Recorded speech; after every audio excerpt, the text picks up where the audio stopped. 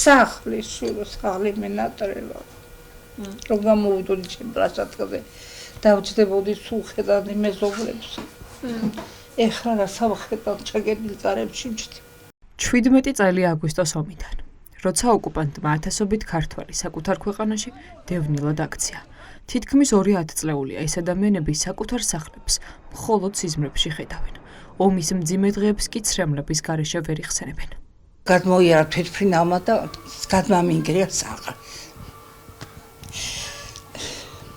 სახლის კრეჭა და ჩარჩვები ჩამეიყარა უშედგაცებ მე ერთი სათონეს და თავში შევძერე ხელა ხალ და ვაიმე ვყირი რაღა გავგაჩერებდა იქ მიედე ჩემ ქვას უთხარი აკე ხლა და წავიგებთ აღარ აგერ ჩვენი გაჩერება აქა თუ გადაწვეს ტანსაცმელი თუ რამე ქონდა მე მარტო ერთი მაიკა გვედამოვდა ერთი პატრა სუნდა მე ბაბა ეგ დანარჩე ეს გაფრენი ესეთი დამრა გავიარე შულე რო დავფიქრდები ესე მარტო რო დავფიქრო სულ მახსოვს ჩემი კედელკუთხე შრომელ ადამიანს რო შენ ნაშრომი დაგჭება და რა ბაიგა ადვილი მუსათმენია თულია ჩემთვის რთულია რა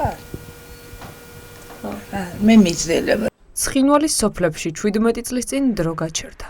ომ გამოვლილ ადამიანებს ყველაზე კარგად ახსოვთ, როგორ ბომბავდნენ სახლებს და უმოწყალოდ კლავდნენ მშვიდობიან მოსახლეობას. აქედან უყურებთ ხოლმე ჩვენ თას, როცა ფოთოლი გასცივ. ეს არის საშინელება.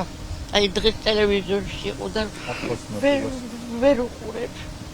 ბომბები რო ჩამოყარეს, ზოგს ფეხი მოსწყდა აი ნამსხვრევმა ზოგი ტალღამ თუ რაღაცა და დაიხუცნენ ფეხმძიმე ქალი მოხუცი კაცი ძალუაჩემი მოკლეს თავის ეზოში არ გამოვიდა უაყროვ და გვამი მერე უკვე ცეცხლი წაუკიდეს და დაწვის და აი ესეთი პატარა ძვალი გამოვიტანეთ მეჯის ძვალი დავმარხეთ იქ ლოტკიზე გაქცეულები რო ამბობენ ვინ დაიწყო ომი მე ცხინვალში მქონდა ბინა, 2 ბინა.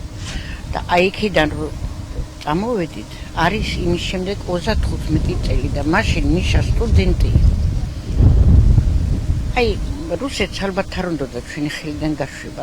ოკუპანტები არ ინდობდნენ არც მოხუცებს და არც ბავშვებს. სახში შემოვიჩინე პირდაპირ აქედან წადითო.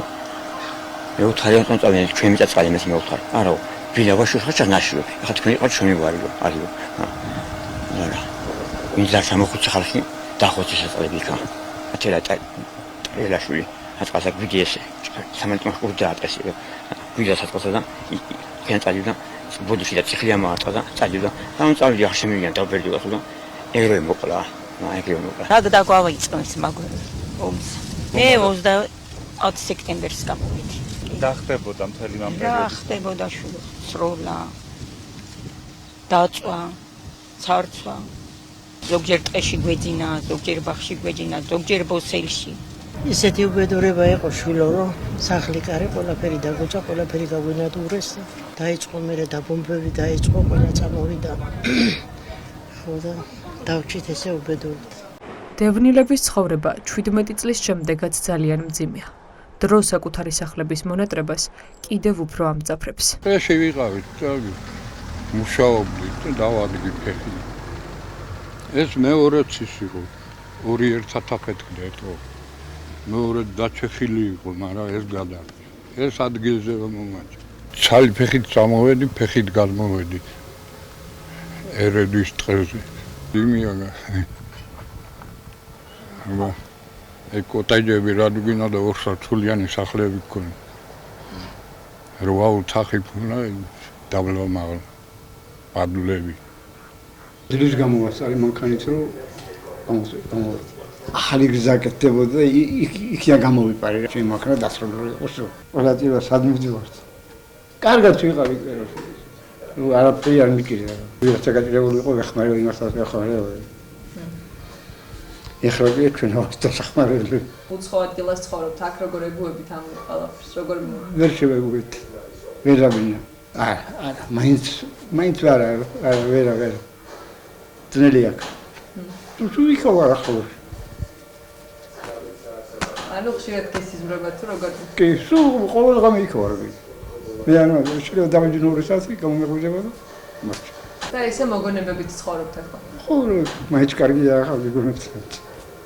ამ ადამიანებმა ყველაზე კარგად იციან, რომ 7 აგვისტოს ღამის, როცა საცეცხლე წერტილებზე იერიში დაიწყო, ომი უკვე დიდი ხნის დაწყებული ჰქონდა რუსეთს. მცვენია დღეს ვაი ხელისუფლებისა, დიახ, ვაი ხელისუფლებისა, რომელიც ამბობს, რომ ჩვენ ბუდიში უნდა მოუხადოთ ოკუპანტებს და ოს-აფხაზ სეპარატისტებს. ეს არ მოხდება. ეს დაუშვებელია. მის მას იტყვის, რომ ომი ქართველებმა დაიწყეს. ვიტყოდი, რომ მათ ენა უნდა დავაჭრათ და გადმოვფინოთ. იმენაზე უნდა დაიწეროს ის, რომ ომი წერმა დაიწყო და ომი მტურად უნდა მიგვიღო.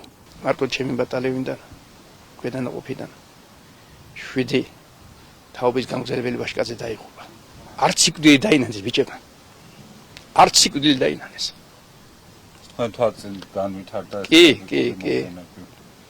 ასეთი ისტორია ძალიან ბევრია. 5 დღიანმა ომმა საქართველოს 400-ზე მეტი მოქალაქის, სამხედრო და სამოქალაქო პირის სიცოცხლე იმსხვერპლა. 30,000-მდე კი დევნილად აქცია. ამის ფონზე კი კაცი, რომელიც საკუთარ თავს პრემიერს უწოდებს, ომის დაწყებაში ისევ საკუთარ ქვეყანას ადანაშაულებს და რუსეთს ამართლებს.